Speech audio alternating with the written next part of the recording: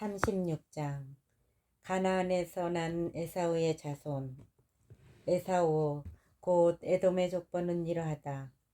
에사우는 가나안 여자들 가운데서 아내들을 맞아들였다. 히타이트 사람 엘론의 딸 아다, 히위 사람 치보온의 아들 아나에게서 난 딸 오홀리바마, 그리고 이스마엘의 딸이며 느바요의 누인 바스맛이 그들이다. 아다는 에사우에게 엘리파즈를 낳아주었고 바스맛은 르우엘을 낳았다. 오홀리바마는 여우스, 알람, 코라를 낳았다. 이들이 가나안 땅에서 태어난 에사우의 아들들이다. 그 뒤에 에사우는 아내들과 아들, 딸들, 자기 집에 딸린 모든 식구들, 그리고 가나안 땅에서 얻은 가축대와 모든 짐승들과 재산을 거두어 자기의 아우 야곱에게서 좀 떨어진 땅으로 갔다. 함께 살기에는 그들의 가산이 너무 많았기 때문이다. 가축이 너무 많아 그들이 머물던 땅이 그들을 다 받아들일 수가 없었던 것이다. 그래서 에사우는 세이르의 산악 지방에 자리를 잡았다. 이 에사우가 곧 에돔이다. 세이르에서 난 에사우의 자손. 세이르 산악 지방에 사는 에돔의 조상 에사우의 족보는 이러하다. 에사우의 아들들의 이름은 이러하다. 에사우의 아내 아다의 아들 엘리파즈와 에사우의 아내 바스맛의 아들 루웰이다.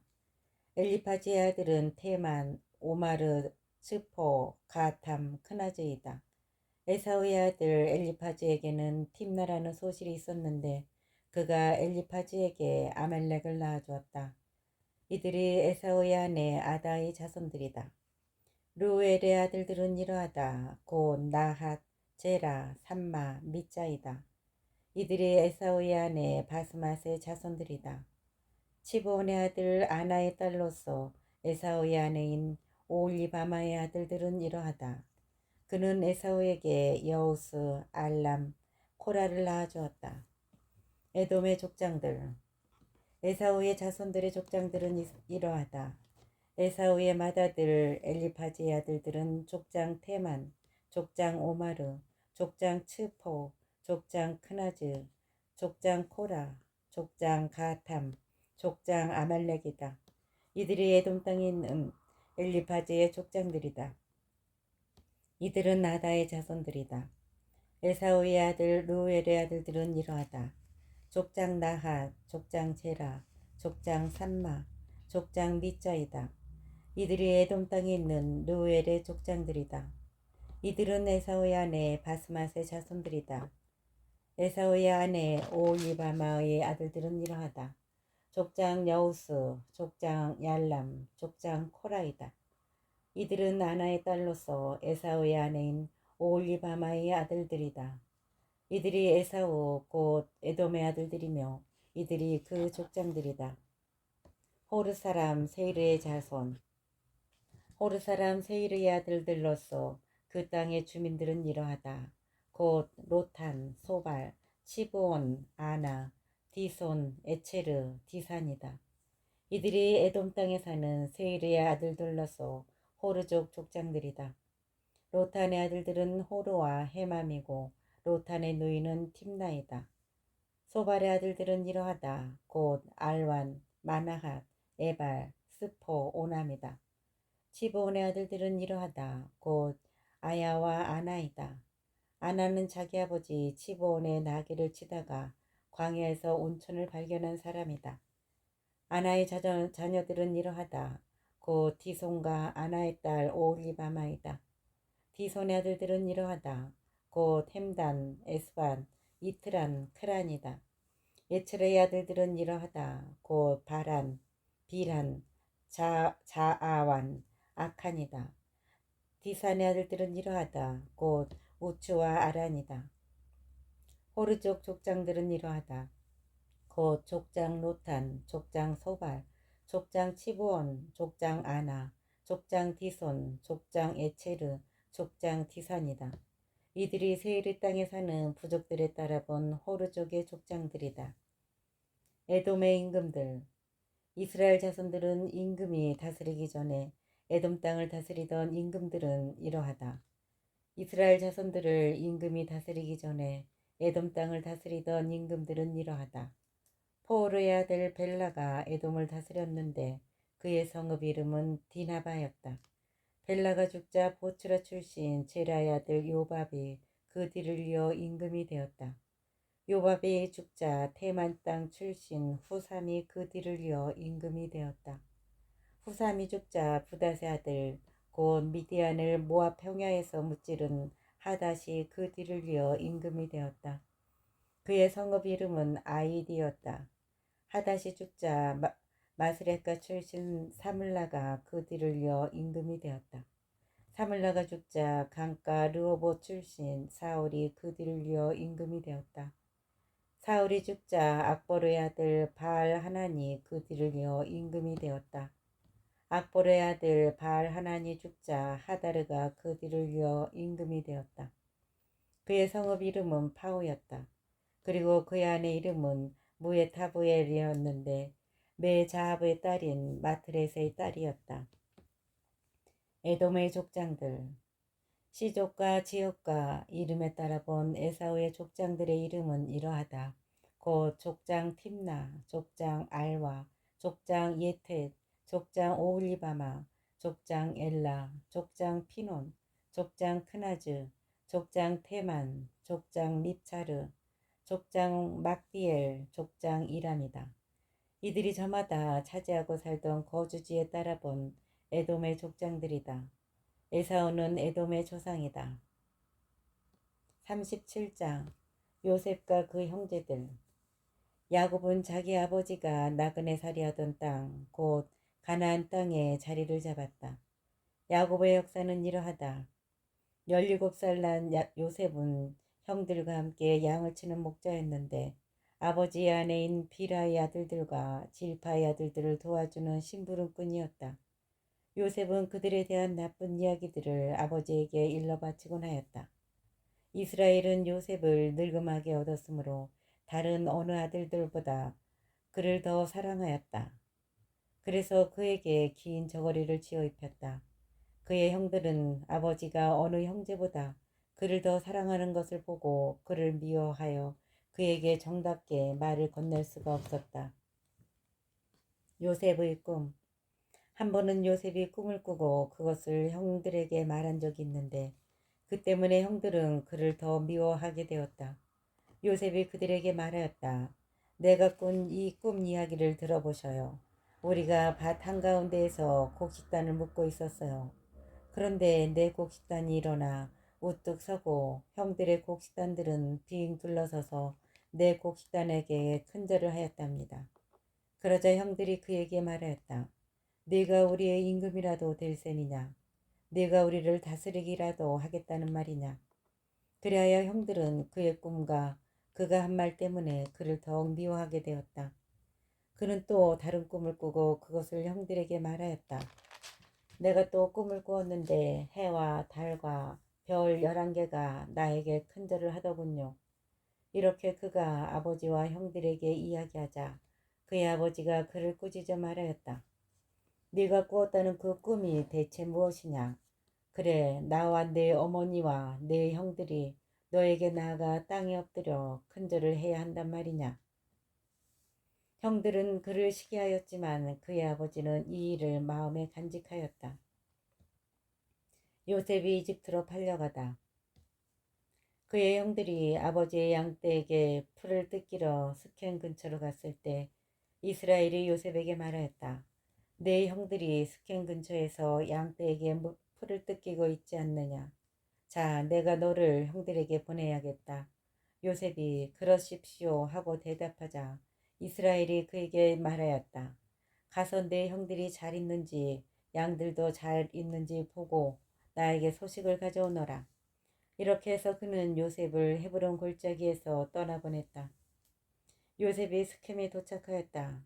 어떤 사람이 보니 그가 들에서 헤매고 있었다. 그래서 그 사람이 무엇을 찾고 있느냐 하고 묻자 요셉이 대답하였다. 저는 형들을 찾고 있습니다. 그들이 어디서 양들에게 풀을 뜯기고 있는지 저에게 제발 알려주십시오. 그러자 그 사람이 말하였다. 그 사람들은 여기서 떠났단다. 도탄으로 가자 하는 말을 내가 들었다. 그래서 요셉은 형들을 뒤따라가 도탄에서 그들을 찾아냈다. 그런데 그의 형들은 멀리서 그를 알아보고 그가 자기들에게 가까이 오기 전에 그를 죽이려는 음모를 꾸몄다. 그들은 서로 말하였다. 저기 저 꼼쟁이가 오는구나. 자, 이제 저 녀석을 죽여서 아무 구덩이에나 던져놓고 사나운 짐승이 잡아먹었다고 이야기하자. 그리고 저 녀석의 꿈이 어떻게 되나 보자.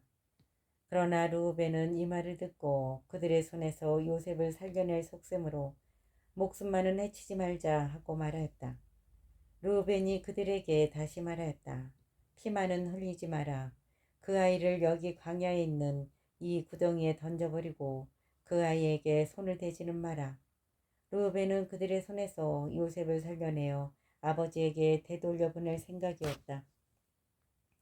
이윽고 요셉이 형들에게 다다르자 그들은 그의 저고리 곧 그가 입고 있던 긴 저고리를 벗기고 그를 잡아 구덩이에 던졌다. 그것은 물이 없는 빈 구덩이였다. 그들이 앉아 빵을 먹다가 눈을 들어보니 길 아래서 오는 이스마엘인들의 대상이 보였다. 그들은 여러 낙타에 향고무와 유향과 바닐향을 싣고 이집트로 내려가는 길이었다. 그때 유다가 형제들에게 말하였다. 우리가 동생을 죽이고 그 아이의 피를 덮는다고 해서 우리에게 무슨 이득이 있겠느냐. 자, 그 아이를 이스마엘인들에게 팔아버리고 우리는 그 아이에게 손을 대지 말자. 그래도 그 아이는 우리 아우고 우리 살부치가 아니냐. 그러자 형제들은 그의 말을 듣기로 하였다. 그때 미디안 상인들이 지나가다 요셉을 구덩이에서 끌어내었다. 그들은 요셉을 이스마엘인들에게 은전 20잎에 팔아넘겼다. 이들이 요셉을 이집트로 데리고 갔다. 르우벤이 구덩이로 돌아와 보니 그 구덩이 안에 요셉이 없었다. 그는 자기의 옷을 찢고 형제들에게 돌아가 말하였다. 그 애가 없어졌다. 나는 어디로 가야 한단 말이냐. 그들은 요셉의 저고리를 가져다 순념소 한 마리를 잡아 그 피에 적셨다.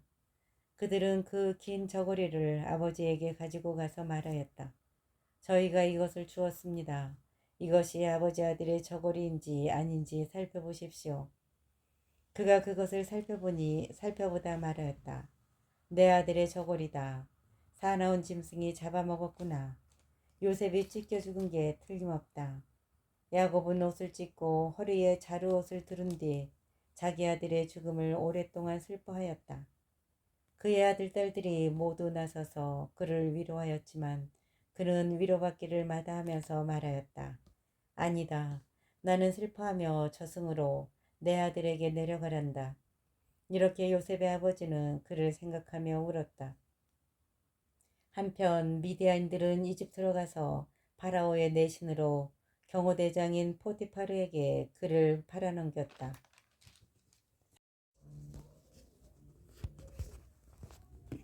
38장 유다와 타마르. 그때 유다는 형제들과 떨어져 내려와 히라라는 이름을 지닌 아둘람 사람에게 붙어 살았다. 유다는 그곳에서 수아라는 이름을 지닌 가나안 사람의 딸을 만나 아내로 삼고 그와 한자리에 들었다. 그 여자가 임신하여 아들을 낳자 유다는 그 이름을 에르라 하였다. 그 여자는 또 임신하여 아들을 낳고 그 이름을 오난이라 하였다. 그 여자는 다시 아들을 낳고 그 이름을 셀라라 하였다. 그가 셀라를 낳을 때 유다는 그 집에 있었다. 유다는 맏아들 에르에게 아내를 얻어주었는데 그 이름은 타마르였다. 그런데 유다의 맏아들 에르는 주님께서 보시기에 악하였으므로 주님께서 그를 죽게 하셨다.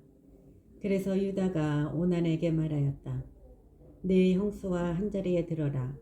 시동생의 책임을 다하여 내 형에게 자손을 일으켜 주어라. 그러나 오난은 그 자손이 자기 자손이 되지 않을 것을 알고 있었기 때문에 형수와 한자리에 들 때마다 형에게 자손을 만들어 주지 않으려고 그것을 바닥에 쏟아버리곤 하였다. 그가 이렇게 한 것이 주님께서 보시기에 악하였으므로 그도 죽게 하셨다. 그러자 유다는 자기 며느리 타마르에게 말하였다. 내 아들 셀라가 클 때까지 너는 친정에 돌아가 갑으로 살고 있어라. 그는 이 아이도 제 형들처럼 죽어서는 안 되지 하고 생각하였던 것이다. 그리하여 타마르는 친정으로 돌아가 살게 되었다. 오랜 세월이 흐른 뒤에 수아의 딸 유다의 아내가 죽었다. 애도 기간이 지나자 유다는 아둘람 사람인 친구 히라와 함께 팀나로 자기 양들의 털을 깎는 이들에게 올라갔다. 타마르는 너의 시아버지가 자기 양들의 털을 깎으러 팀나로 올라간다는 말을 전해 듣고는 입고 있던 갑옷을 벗고 노를 써서 몸을 가리고 팀나로 가는 길가에 있는 에나임 어귀에 나가 앉았다. 셀라가 이미 다 컸는데도 자기를 그의 아내로 데려가 주지 않는다는 사실을 알았기 때문이다. 유다가 그를 보았을 때 얼굴을 가리고 있었으므로 장렬히 생각하였다. 그래서 그는 길을 벗어나 그 여자에게 가서 말하였다. 이리 오너라. 내가 너와 한자리에 들어야겠다. 유다는 그가 자기 며느리인 줄을 몰랐던 것이다. 그러자 그 여자가 물었다. 저와 한자리에 드는 값으로 제게 무엇을 주시겠습니까? 내 가축대에서 새끼 염소 한 마리를 보내마.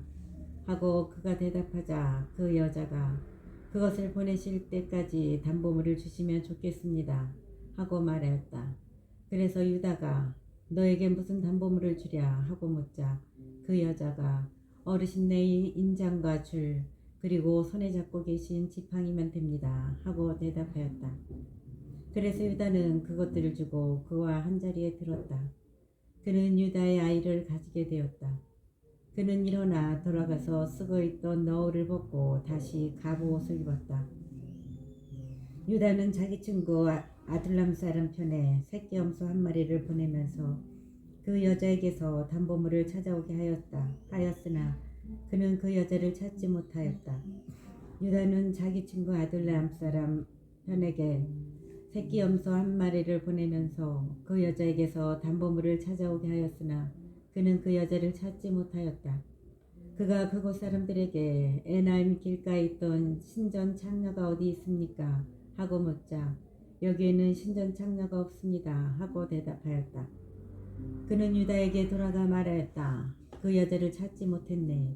그리고 그곳 사람들이 여기에는 신전 창녀가 없습니다. 하더군. 유다가 말하였다. 가질 테면 가지라지. 우리야 창피만 당하지 않으면 되니까. 보다시피 내가 이 새끼 염소 한 마리를 보냈는데 자네가 그 여자를 찾지 못한 게 아닌가. 석 달쯤 지난 뒤 유다는 그대의 며느리 타마르가 장녀 노릇을 했다네. 더군다나 장녀질을 하다가 임신까지 했다네. 하는 말을 전해 들었다. 유다가 명령하였다.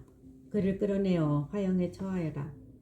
밖으로 끌려나오게 된 타마르는 자기의 시아버지에게 전가를 보냈다. 저는 이 물건 임자의 아이를 배웠습니다. 그는 또 말하였다. 이 인장과 줄과 지팡이가 누구의 것인지 살펴보십시오. 유다가 그것들을 살펴보다 말하였다. 그 애가 나보다 더 옳다. 내가 그 애를 내 아들 셀라에게 아내로 주지 않았기 때문이다. 유다는 그 뒤 다시는 그를 가까이 하지 않았다. 타마르가 해산할 때가 되었는데 그의 태 안에는 쌍둥이가 들어있었다. 그가 해산할 때 한 아이끼가 손을 내밀었다. 산파가 붉은 실을 가져다가 그 손에 메고서 얘가 먼저 나온 녀석이다 하고 말하였다. 그러나 그 아기가 손을 도로 집어넣고 그의 동기가 나오니 산파는 아니 네가 틈을 비집고 나오다니 하고 말하였다. 그래서 그 이름을 페레치라 하였다. 그 다음 그의 동기 곧 손에 붉은 실을 매단 아기가 나오자 그 이름을 제라라 하였다. 39장 포티파르의 종이 된 요셉. 요셉은 이집트로 끌려 내려갔다. 파라오의 내신으로 경호대장인 이집트 사람 포티파르가 요셉을 그곳으로 끌고 내려온 이스마엘인들에게서 그를 샀다. 주님께서 요셉과 함께 계셨으므로 그는 모든 일을 잘 이루는 사람이 되었다. 그는 자기 주인인 이집트 사람의 집에서 살았다. 그 주인은 주님께서 요셉과 함께 계시며 그가 하는 일마다 주님께서 그의 손을 통해서 잘 이루어 주신다는 것을 알았다. 그래서 요셉은 주인의 눈에 들어 그의 시종을 들게 되었다. 주인은 요셉을 자기 집 관리인으로 세워 자기의 모든 재산을 그의 손에 맡겼다. 주인이 요셉을 자기 집과 모든 재산의 관리인으로 세운 뒤부터 주님께서는 요셉 때문에 그 이집트 사람의 집에 복을 내리셨다. 주님의 복이 집안에 있는 것이든 들에 있는 것이든 그의 모든 재산 위에 미쳤다. 주인은 자기의 모든 재산을 요셉의 손에 내맡기고 그가 있는 한 자기가 먹는 음식밖에는 마음을 쓰지 않았다. 요셉과 포티파르의 아내. 요셉은 몸매와 모습이 아름다웠다. 이런 일이 있고 난 뒤 주인의 아내가 요셉에게 눈길을 보내며 나와 함께 자요 하고 말하였다. 그러나 요셉은 거절하면서 주인의 아내에게 말하였다. 보시다시피 주인께서는 모든 재산을 제 손에 맡기신 채 제가 있는 한 집안일에 전혀 마음을 쓰지 않으십니다. 이 집에서는 그분도 저보다 높지 않으십니다. 마님을 빼고서는 무엇 하나 저에게 금하시는 것이 없습니다. 마님은 주인 어른의 부인이십니다. 그런데 어찌 제가 이런 큰일을 저지르고 하느님께 죄를 지을 수 있겠습니까? 그 여자는 날마다 요셉에게 졸랐지만 요셉은 그의 말을 듣지 않았고 그의 곁에 눕지도 그와 함께 있지도 않았다. 하루는 그가 일을 보러 집 안으로 들어갔는데 마침 하인들이 집 안에 아무도 없었다. 그때 그 여자가 요셉의 옷을 붙잡고 나와 함께 자요 하고 말하자 요셉은 자기 옷을 그의 손에 버려둔 채 밖으로 도망쳐 나왔다. 그 여자는 요셉이 옷을 자기 손에 버려둔 채 밖으로 도망치는 것을 보고 하인들을 불러 그들에게 말하였다. 이것 좀 보아라. 우리를 희롱하라고 주인께서 저 히브리 녀석을 데려다 놓으셨구나. 저자가 나와 함께 자려고 나에게 다가오기에 내가 고함을 질렀지. 저자는 내가 목청을 높여 소리 지르는 것을 듣고 자기 옷을 내 곁에 버려두고 밖으로 도망쳐 나갔다. 그러고는 자기 주인이 집에 돌아올 때까지 그 옷을 제 곁에 놓아두었다가 그에게 같은 말로 이르는 것이었다. 당신이 데려다 놓으신 저 히브리 종이 나를 희롱하려고 나에게 다가오지 않겠어요. 그래서 내가 목청을 높여 소리 질렀더니 자기 옷을 내 곁에 버려두고 밖으로 도망쳤답니다. 주인은 당신 종이 나에게 이렇게 했어요 하는 아내의 말을 듣고 화가 치밀어 올랐다. 그래서 요셉의 주인은 그를 잡아 감옥에 쳐넣었다. 그것은 임금의 죄수들이 갇혀 있는 곳이었다. 감옥에 갇힌 요셉. 이렇게 해서 요셉은 그곳 감옥에서 살게 되었다.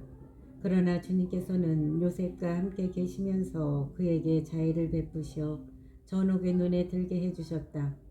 전옥은 감옥에 있는 모든 죄수를 요셉의 손에 맡기고 그곳에서 하는 모든 일을 요셉이 처리하게 하였다. 전옥은 요셉의 손에 맡긴 것에 대해서는 아무런 간섭도 하지 않았다. 주님께서 요셉과 함께 계셨으며 그가 하는 일마다 주님께서 잘 이루어 주셨기 때문이다. 40장 요셉이 감옥에서 꿈을 풀이하다. 이런 일이 있은 지 얼마 뒤 이집트 임금의 헌작 시종과 제빵 시종이 그들의 주군인 이집트 임금에게 잘못을 저지른 일이 일어났다. 파라오는 자기의 이 두 대신 곧 헌작 시종장과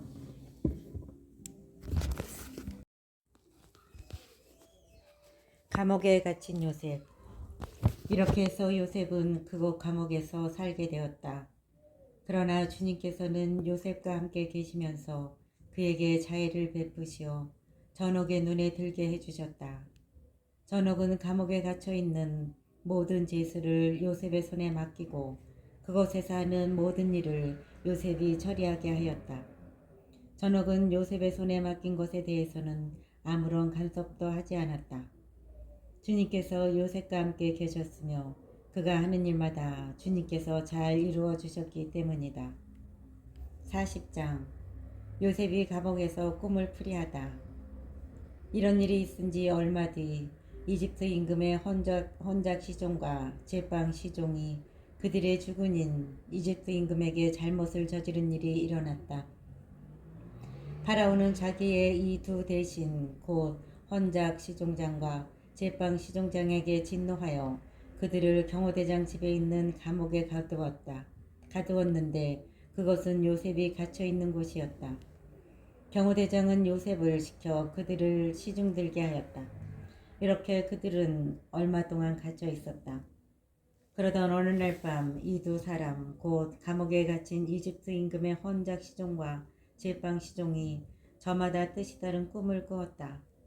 아침에 요셉이 그들에게 가보니 그들은 근심하고 있었다. 요셉은 자기 주인의 집에 함께 갇혀 있는 파라오의 이 두 대신에게 물었다. 오늘은 어째서 언짢은 얼굴을 하고 계십니까?